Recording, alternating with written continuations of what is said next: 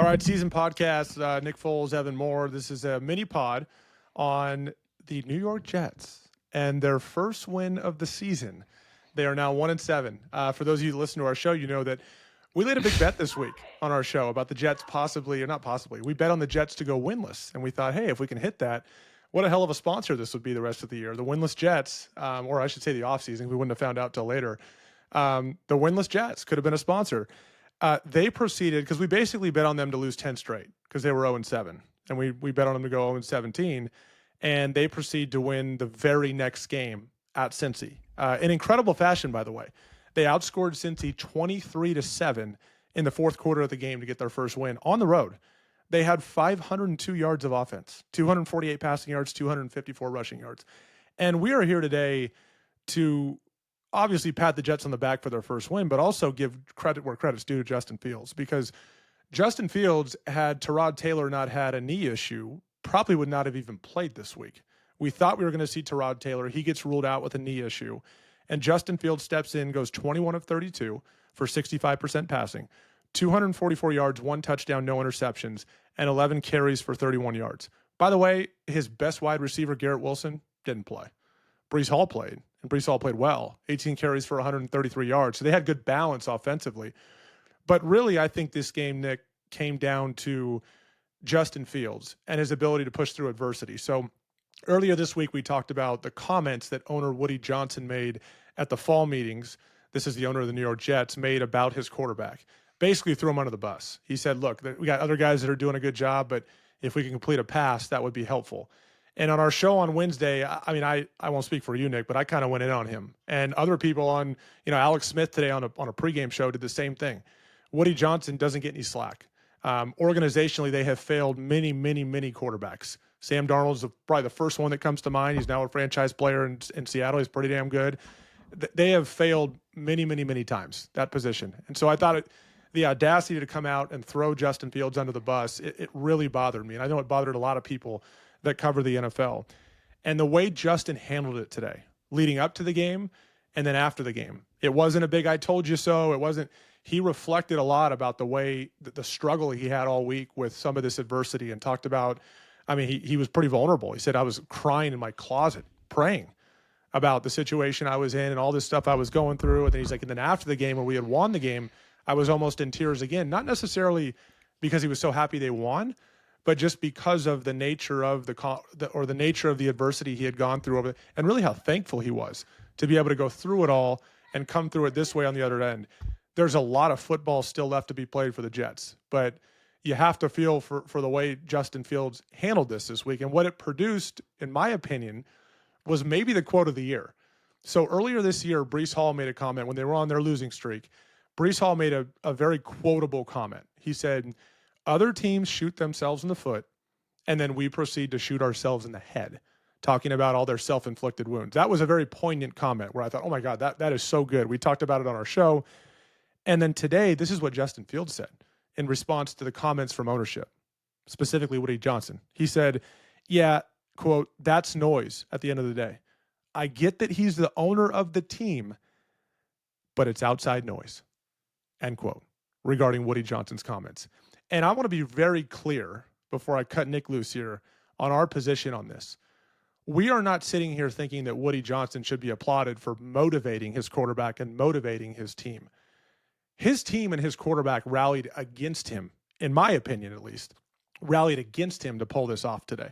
And as an owner, that is not something you want.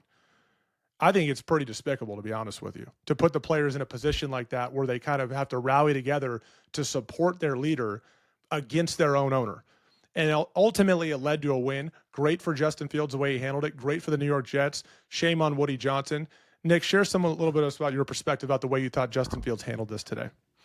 Yeah, I was super impressed with how Justin handled everything. I was with him his rookie year, so I've been watching him grow as an NFL player and honestly as a human being. I saw something this year during training camp where he said he was just obsessed with reading his Bible. And, we're both Christians. We're both reading Bible.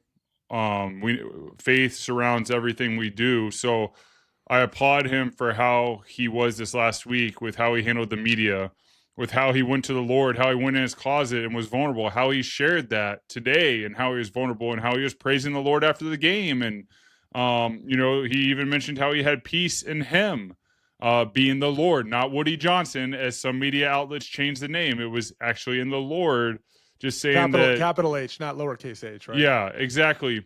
And I just want to applaud how he handled that. You could tell that the team rallied around Justin and everything he's going through, and the team knows what's really going on. Listen, players know what's going on, and honestly, this isn't Justin's first owner to play for. He's played for the Chicago Bears, which is a historic franchise, with the McCaskey family and Hallis Hall, and then he goes to Pittsburgh and he plays for Pittsburgh. So like, whenever he's becoming a veteran player. He's 26, but he's been in the league now for a little bit, been a franchise quarterback and, two different, or really in Chicago. He knows that an owner can come say these things, but as a Christian, that's not what defines him. Well, what he says about Justin, doesn't define him, because where I see the growth in Justin's through his faith. He knows his identity is in Christ. His faith is surrounding, and this is a trial that is presented before him. Though it is difficult, though he's in his closet crying and going through it, that is very real. The way he handled it is so impressive. The way the team rallied in the fourth quarter, it was the best bet we've ever lost. I don't mind losing this bet because I'm happy for Justin. I'm happy for Aaron Glenn. I think it stinks that the owner in this situation was not being more positive for his players. Alex Smith did a great job. If y'all watch it, go watch Alex Smith and what he says about this whole situation. And it was probably before they got their first victory, but he just goes off. And after playing in the NFL for 11 years, and I'm sure you can say the same thing, Ev, as a player, when you enter the league, you're naive. You think it's all about the locker room and all about the players. Players are very important. Locker room culture is very important. Well, how's that shaped? Well, that's really shaped by your coaches, GM, and owner. The owner hires the GM, gives the GM his orders, lets him do his thing. GM and head coach work together. They have to coexist with the owner. And then they build the culture by building the locker room out, and then through the meetings, developing the culture through practice schedule, meeting schedule, film, teaching, everything in between. So Alex Smith nailed it perfectly when he said it's top down. It's not simply I own the team and I get to say whatever I want to say about the team and they figure it out. That's not a winning way. Right. If you want to see the teams that are really successful, like, the team, the Chiefs and the Eagles, let's just go there. Those are two teams I know. Owners love the team.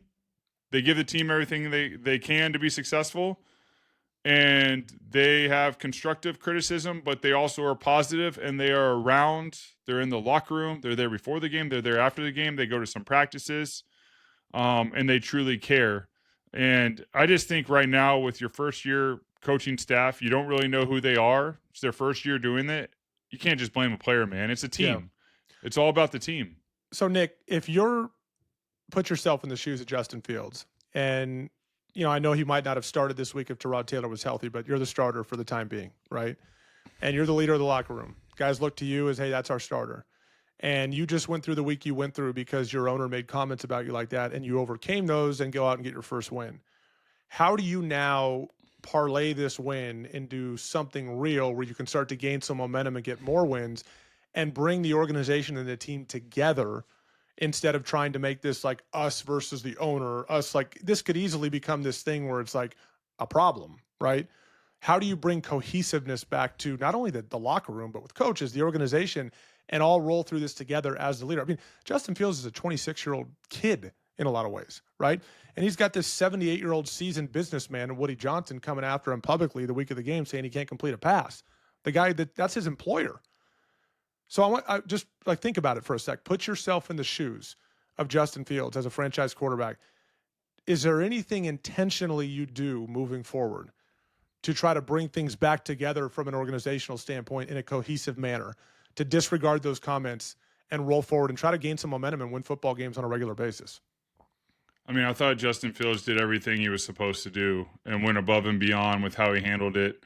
Staying off social media, leaning on the Lord, listening to the voices that mattered. Not one post that we saw on social media, right? Yeah, I believe it was his best friend and maybe his stepmom. The only way there's reconciliation with this team, because Listen, this isn't a recipe for success. This was one game against the Cincinnati Bengals.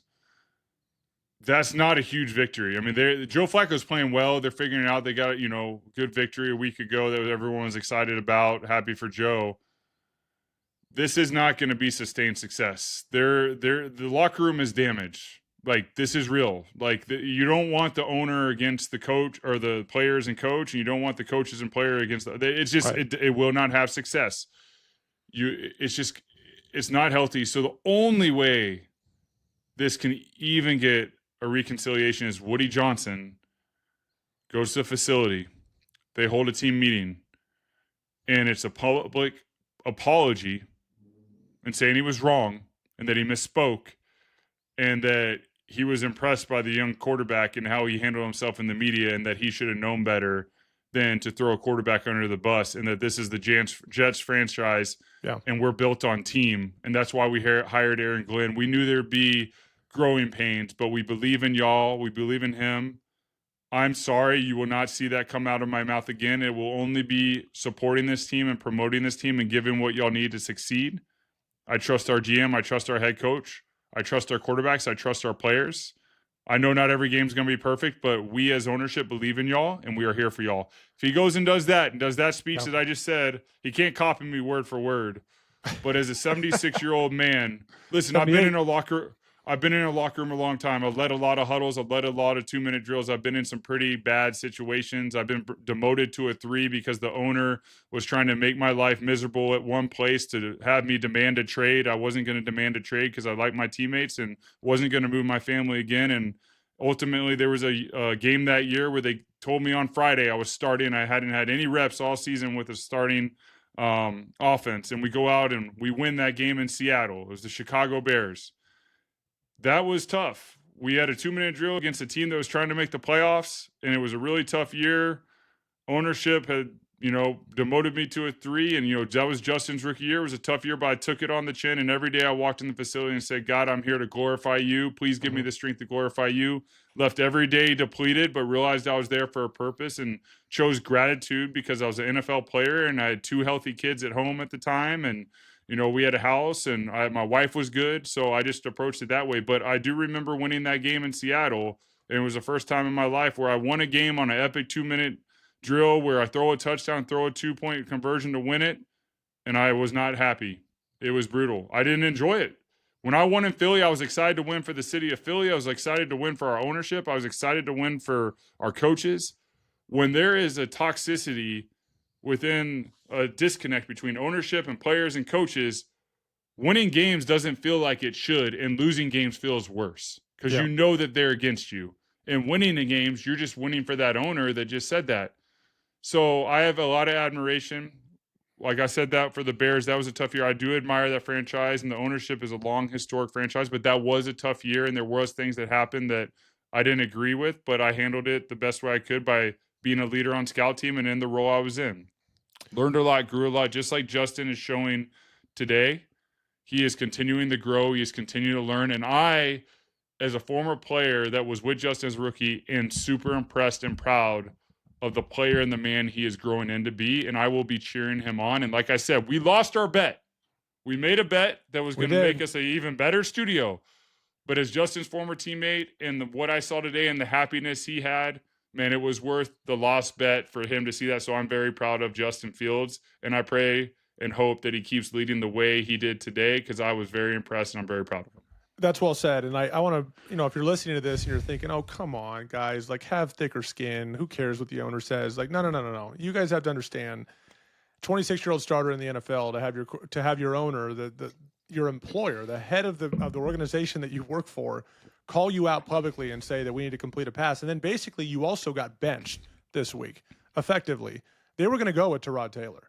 And then all of a sudden Tyrod Taylor has a knee issue. I don't even know when Tyrod Taylor hurt his knee, but he did. And then Tyrod's not available. And then they got to go, hey, Justin, by the way, like, we actually need you this week. Can you play? Imagine what's going through his head at that time, right? A guy that didn't see a whole lot of adversity in college, has dealt with his share of adversity in the NFL.